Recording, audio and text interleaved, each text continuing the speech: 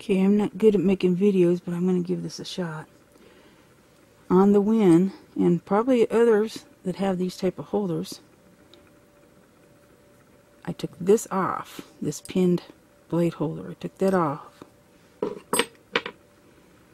And you take the new holder from WEN or wherever you can get it from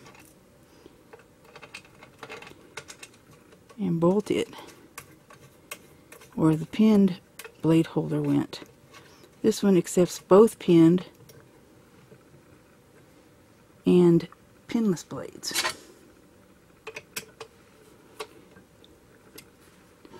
And then I took one of these and made a knob for it.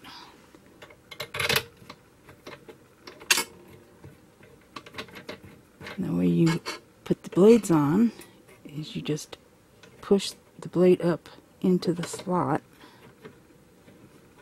here. You have to hold that down and then tighten the knob. Get good and tight. And then tension it in the back.